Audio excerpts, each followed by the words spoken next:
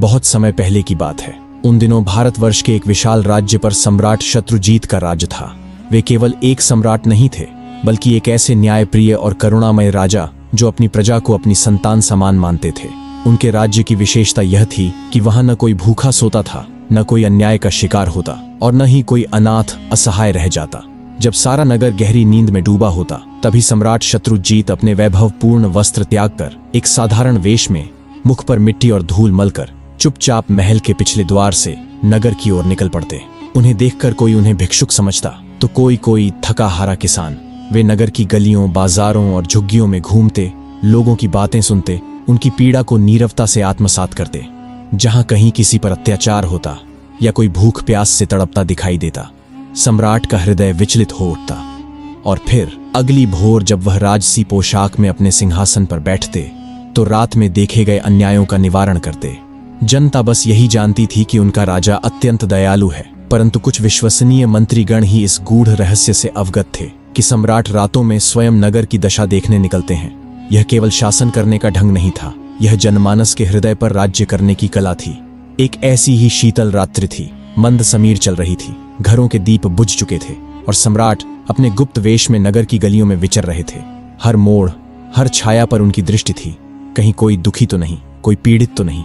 इसी भ्रमण के मध्य जब वे एक संकरी और अंधेरी गली से गुजर रहे थे, तभी उन्हें धीमी धीमी फुसफुसाहटें सुनाई दी। वे ठिठक गए, सावधानी पूर्वक उन ध्वनियों की दिशा में बढ़े और देखा कि गली के एक कोने में 4 व्यक्ति बड़े रहस्यमय ढंग से आपस में कुछ चर्चा कर रहे हैं।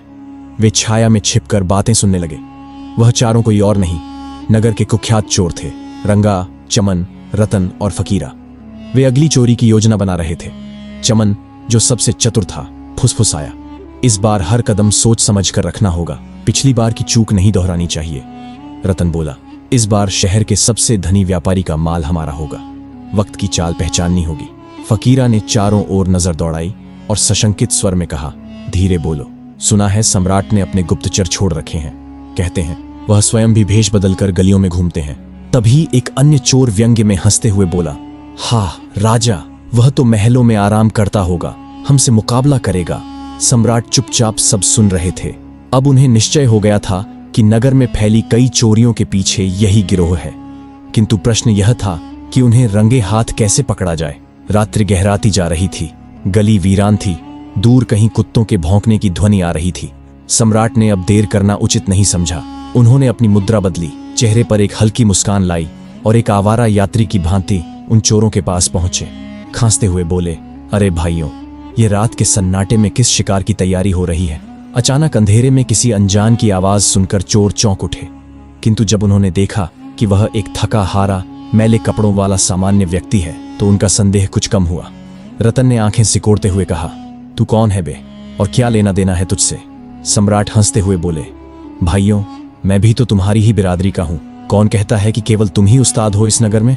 मैंने भी बहुत बड़े हाथ मारे हैं, बस किस्मत जरा रूठी हुई है, नहीं तो इस वक्त किसी राजमहल में आराम कर रहा होता। फकीरा ने संदेह भरे स्वर में पूछा, अगर तू वाकई उस्ताद है तो कोई बड़ा कारनामा सुना? राजा ने गहरी सांस ली और गंभीरता से कहा, कारनामे बताऊंगा नहीं, दिखाऊंगा। कभी शाही खजाने पर भी हाथ साफ करने की सोची थी, पर दुर्भाग्य से पकड़ा गया। चमन ठहाका मारते हुए बोला, वाह, शाही खजाना, तू तो बड़ी ऊंची उड़ान भरता है।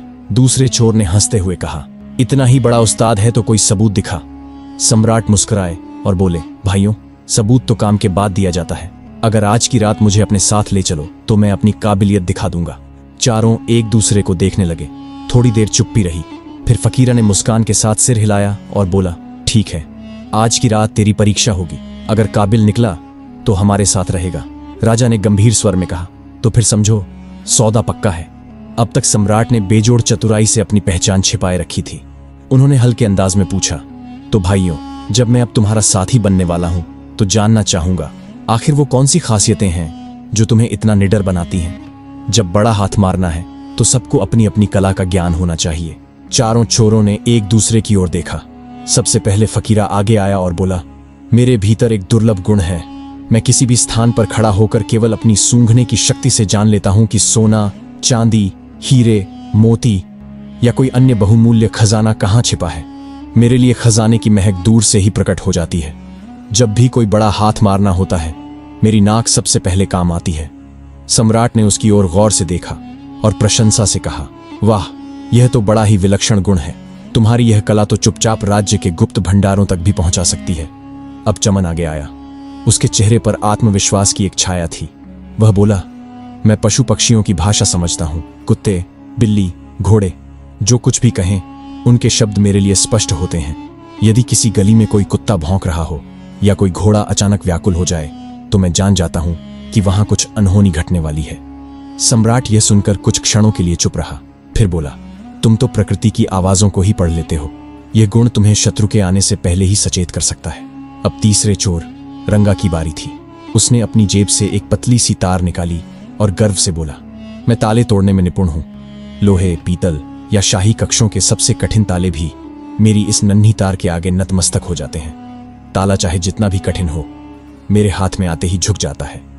सम्राट मुस्कुराया और चुटकी लेते हुए बोला, तो फिर तुम्हारे हाथों में तो कोई जादू है रंगा, ताले नहीं, मानो किस्मत की गिरहें खुलती हैं। अब सबसे अंतिम में रतन सामने आया। उसके चेहरे पर एक रहस्यमयी मुस्कान थी। उसने कहा, मेरा गुण सबसे निराला और सबसे खतरनाक है। यदि मैं किसी को एक बार अंधेरे में देख लूं तो फिर वह लाख छिप जाए, मैं उसे पहचान ही लूंगा। चाहे वह भीड़ में हो, नकाब में हो या दुश्मनों के झुंड में, मेरी नजर उसे पहचान लेती है। सम्राट विस्मय से बोला, तो इसका अर्थ यह हुआ कि अंधकार तुम्हारी दृष्टि को धोखा नहीं दे सकता। तुम तो सच्चे मायनों में अंधेरे के भी प्रहरी हो। अब सम्राट भली भांति समझ चुका था कि ये चारों न केवल शातिर थे बल्कि अपने अपने हुनर में दक्ष भी थे।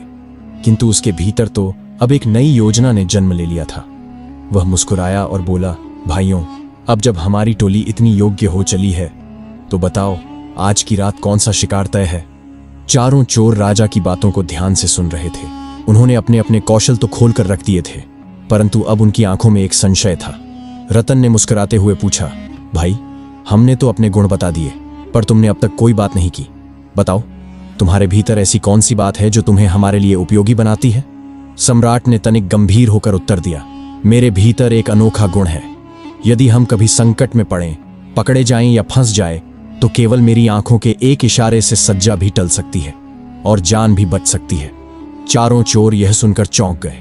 फकीरा बोला, क्या मात्र दृष्टि के इशारे से सजा माफ हो सकती है? यह तो कोई चमत्कार जैसा प्रतीत होता है। एक अन्य बोला, यदि यह सच है तो हमारे गिरोह में सबसे अनमोल गुण तुम्हारे पास ही है। तुम्हारे रहते हमें किसी चीज की चिंता ना होगी। राजा ने मन ही मन अपनी योजना को सुदृढ़ करते हुए कहा, छोटी मोटी चोरी से क्या लाभ? यदि जीवन भर चैन से जीना है तो एक ही बार इतना बड़ा हाथ मारो कि दोबारा जरूरत ही ना पड़े। और वह जगह है राजमहल का खजाना। ये सुनते ही चारों चोरों की आंखें लालच से चमक उठीं। फकीरा बोला, वाह, ये हुई ना बात। अगर इस बार हम सफल हो गए तो फिर जीवन भर ऐश करेंगे। राजा ने भीतर ही भीतर संतोष की सांस ली। उसकी योजना अब चोरों को पूरी तरह फांस चुकी थी। फिर वे सभी नगर की गलियों से होते हुए महल की ओर बढ़ने लगे। जैसे ही वे महल के समीप पहुंचे, एक कुत्ता जोर जोर से भौंकने लगा। सभी चोर एकाएक सतर्क हो गए। फकीरा ने चमन की ओर देखा और कहा, भाई, जरा सुनो तो, ये कुत्ता क्या कह रहा है? क्या कोई खतरा है? चमन ने ध्यान से कुत्ते की आवाज को सुना और फिर उसके चेहरे का रंग उड़ गया। वह बोला, यह कुत्ता यह कह रहा है कि हमारे साथ इस समय नगर का सम्राट चल रहा है। क्षण भर को एक सन्नाटा छा गया। सभी चोर चौंक कर एक दूसरे की ओर देखने लगे। तभी रंगा जोर से हंस पड़ा। अरे, यह तू क्या बक रहा है? राजा भला इस अंधेरी गली में क्या कर रहा होगा? वह तो इस समय अपने शाही पलंग पर चैन की नींद सो रहा होगा। बाकी चोर भी हंस पड़े। लगता है इस बार तेरी कुत्ता भाषा कुछ बिगड़ गई है। चमन बोला, मैंने वही कहा जो वह कह रहा था। शायद उसका मतलब किसी और से रहा हो। तब सम्राट ने बात संभालते हुए कहा, भाइयों, मेरा तो मानना है कि यह कुत्ता भूखा है। भूख में आदमी क्या, जानवर भी अनाप शनाप बकने लगता है। चलो, इन बेमतलब की बातों को छोड़ो और असली काम पर ध्यान दो। सभी ने हामी भरी और आगे बढ़ चले। राजा के होंठों पर एक गूढ़ मुस्कान थी। योजना अब अपने निर्णायक मोड़ पर थी। चांदनी रात की चुप्पी में वे चारों चोर सम्राट के साथ महल के भीतर प्रवेश कर चुके थे। परंतु न किसी की आंखों में भय था, न ही कोई कंपन, केवल लालच की धधकती हुई ज्वाला। उनकी दृष्टियों में बेशुमार दौलत की चमक साफ झलक रही थी। महल की चौड़ी दीवारों और गूंजते गलियारों के बीच जैसे ही वे कुछ दूर पहुंचे, फकीरा एकाएक रुक गया। वह नीचे झुका, महल की भूमि की मिट्टी को सूंघा और मुस्कुराते हुए बोला, खजाना अब अधिक दूर नहीं है। इसकी खुशबू मेरे भीतर दौड़ रही है, इसी दिशा में चलो, मेरे पीछे। बिना कोई प्रश्न किए तीनों चोर उसकी पीठ पीछे चल दिए। खामोश गलियारों, झुकी हुई दीवारों और एक गुप्त मार्ग से होते हुए वे उस स्थान पर पहुंच गए जहां राज्य का खजाना छिपा था। उनके सामने था एक विशाल और मजबूत द्वार, जिसके बीचों बीच एक भारी ताला जड़ था। अब रंगा आगे बढ़ा। उसकी आंखों में आत्मविश्वास की चमक थी। वह अपनी जेब से पतली सी तार निकालता है और उसे ताले में डाल देता है। उसकी उंगलियां मानो नृत्य कर रही हों और पलक झपकते ही वह ताला छटाक की आवाज के साथ खुल जाता है। रंगा मुस्कुराया और बोला, कहा था ना, मेरे इस हुनर के आगे कोई ताला नहीं टिकता। फिर धीरे से दरवाजा खोला गया। अंदर का दृश्य देखते ही चारों की आंखें चौंधिया गईं। वह कक्ष मानो स्वर्णलोक बन चुका था। चारों ओर सोने की अशर्फियां, हीरे मोती, जवाहरात, बेशुमार संपदा बिखरी हुई थी। एक चोर विस्मित होकर बोला, भाइयों, अब यह सब कुछ हमारा हो चुका है। अब जीवन में किसी चीज की कमी नहीं रहेगी। अब तो केवल ऐशो आराम से जीना है। और तभी सभी चोर दौलत समेटने में लग गए। किसी ने झोले में अशर्फियां भरी, कोई हीरों को संभालने लगा। वे सभी सोच रहे थे कि अब उनका भविष्य सुरक्षित हो चुका है। अब उन्हें जीवन में कुछ करने की आवश्यकता नहीं। सम्राट भी उनके साथ झुककर यही सब कर रहा था, परंतु उसके भीतर मुस्कान किसी और ही उद्देश्य की थी। वह देख रहा था कि कैसे हर कोई अपने स्वार्थ में डूबा है, पर उसकी दृष्टि कुछ और तलाश रही थी। थोड़ी देर बाद जब सबने अपनी अपनी झोली भर ली तो चारों चोरों ने एक थैली सम्राट की ओर बढ़ाई। लो भाई, फकीरा बोला, ये तुम्हारा हिस्सा है। तुम भी हमारे साथ आए हो, तुम्हें भी बराबरी का हिस्सा मिलना चाहिए। सम्राट ने थैली की ओर देखा, फिर हल्की मुस्कान के साथ कहा, नहीं दोस्तों, मुझे यह सब नहीं चाहिए। मैं तो यूं ही तुम्हारे साथ आ गया था। मेरी किस्मत में शायद यह दौलत नहीं लिखी थी। रतन हैरानी से बोला, अरे भाई, इतनी दौलत को कौन ठुकराता है? राजा ने केवल इतना कहा, तुम ही रख लो, इसे भी अपने हिस्से में बांट लो। चारों ने एक दूसरे की ओर देखा, फिर कंधे उचकाते हुए बोले, हमें क्या, इसका भी हिस्सा हमें ही मिल जाएगा। अब वे अपने अपने हिस्से गिनने में लग गए। सम्राट ने इसी अवसर का लाभ उठाया। वह एक एक कर चोरों के पास गया और सहज ढंग से पूछा, अगर फिर कभी ऐसी योजना बनी तो तुम कहां मिलोगे? सबसे पहले फकीरा बोला, मैं तो बाजार के पास वाली सराय के बगल में ही रहता हूं। कोई बड़ा हाथ मारना हो तो वहीं आ जाना। इसी तरह सम्राट ने चमन, रंगा और रतन से भी उनके नाम और ठिकाने पूछ ली। चारों निश्चिंत थे। वे सोच भी नहीं सकते थे कि जो उनके साथ खजाने में घुसा था वही इस भूमि का सम्राट है। खजाना लूटकर वे चारों अंधेरे में विलीन हो गए, अपने अपने ठिकानों की ओर चल पड़े। और सम्राट, वह धीरे धीरे उन्हीं नगर की गलियों से होता हुआ वापस अपने महल की ओर लौटने लगा। उसके मुख पर संतोष की गहरी छाया थी। उसकी योजना सटीक ढंग से चल रही थी। राजा मन ही मन सोच रहा था, ये लोग भले ही चोर हैं, लेकिन इनके भीतर ऐसे गुण हैं जो मेरी सेना में किसी भी वीर सिपाही से कम नहीं।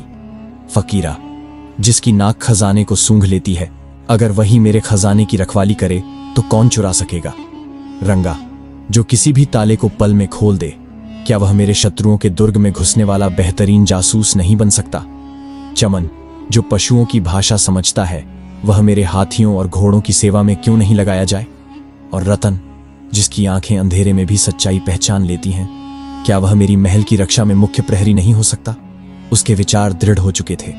यदि मैं इन्हें कारागार में डालता हूं तो इनके ये अनमोल गुण सड़ जाएंगे, लेकिन यदि मैं इन्हें सही दिशा में लगाऊं तो ये चोर नहीं, मेरे राज्य के रक्षक बन सकते हैं।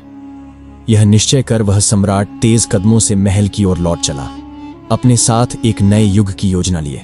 सुबह का सूरज निकला तो समूचे नगर में हलचल मच चुकी थी। एक खबर ने सबका चयन छीन लिया था। राजमहल का खजाना लुट चुका है। यह समाचार आग की तरह फैला और पूरे दरबार में बेचैनी फैल गई। मंत्री, सलाहकार और सेनापति सभी दरबार में एकत्र हुए। कोई कह रहा था कि यह कार्य किसी बाहरी गिरोह का है, नगर के बाहर से आए होंगे और चोरी कर भाग गए होंगे। किसी ने शंका व्यक्त की कि महल के भीतर का ही कोई व्यक्ति इस योजना में शामिल हो सकता है। एक से एक सुझाव दिए जा रहे थे, पर किसी के पास ठोस उत्तर नहीं था।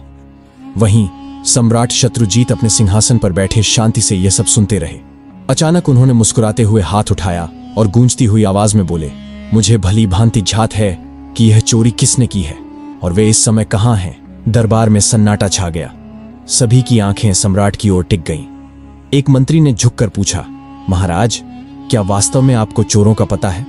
सम्राट ने गंभीरता से कहा, हां, वे चार हैं। फकीरा, चमन, रंगा और रतन। यह सुनते ही दरबार में खलबली मच गई। सम्राट ने सिपाहियों को आदेश दिया कि नगर के जिन स्थानों पर ये चारों रहते हैं वहां तुरंत जाकर उन्हें पकड़ लाया जाए।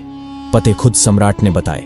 थोड़ी ही देर में चारों चोर रस्सियों से बंधे हुए दरबार में प्रस्तुत किए गए। अब वे भयभीत खड़े थे, यह सोचते हुए कि राजा को उनके नाम और ठिकानों की जानकारी कैसे मिल गई।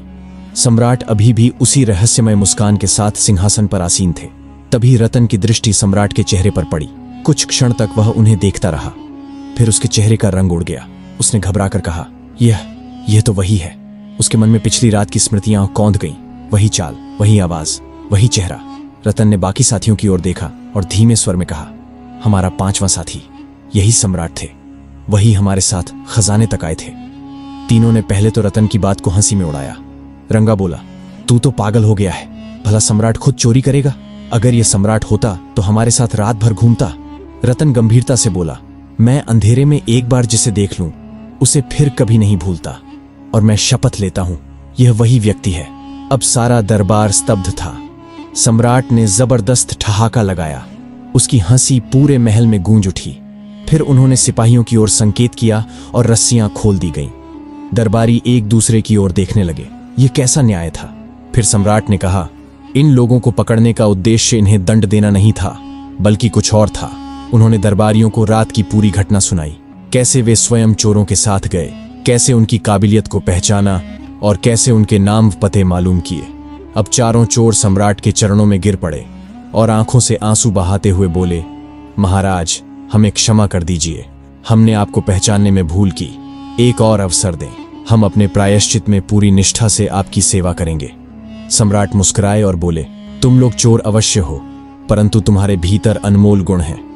यदि इन्हें सही दिशा में लगाया जाए तो तुम न केवल अपनी किस्मत बदल सकते हो, बल्कि समूचे राज्य के लिए वरदान बन सकते हो। और फिर सम्राट ने चारों को उनके गुणों के अनुसार राज्य सेवा में नियुक्त कर दिया। रतन, जो अंधेरे में किसी को भी पहचान सकता था, उसे राजमहल का प्रधान प्रहरी बना दिया गया। रंगा, जो बिना चाबी के कोई भी ताला खोल सकता था, को राजकोष का संरक्षक नियुक्त किया गया। चमन, जिसे पशु भाषा समझने का अद्भुत गुण था, उसे शाही अस्तबल का प्रमुख अधिकारी बनाया गया। फकीरा, जो सोने चांदी की गंध पहचान सकता था, को राज्य के खोजी दस्ते का प्रमुख नियुक्त किया गया। समय के साथ ये चारों पूर्व चोर सम्राट शत्रुजीत के सबसे वफादार और योग्य दरबारी बन गए। जो कभी चोरी के लिए बदनाम थे, आज वे अपनी काबिलियत से राज्य के स्तंभ बन चुके थे। तो मित्रों, यह सत्य ही कहा गया है, मनुष्य की पहचान उसके अतीत से नहीं, बल्कि उसके वर्तमान और भविष्य से होती है। यह मायने नहीं रखता कि कोई कहां से चला है, बल्कि यह महत्वपूर्ण है कि वह किस दिशा में जा रहा है। हर व्यक्ति को जीवन में एक दूसरा अवसर अवश्य मिलता है, बस जरूरत है उस अवसर को पहचानने और उसका सही उपयोग करने की। और जो व्यक्ति किसी के दोषों को नहीं, बल्कि गुणों को देखकर उसे सही मार्ग पर लगा दे, वही सच्चा नेता, सच्चा सम्राट होता है। दोस्तों, अगर आपको यह कहानी पसंद आई तो वीडियो को लाइक करें। अगर आपको ऐसी ही कहानी सुनना पसंद है तो चैनल को सब्सक्राइब कर लें। मिलते हैं एक और नई कहानी के साथ।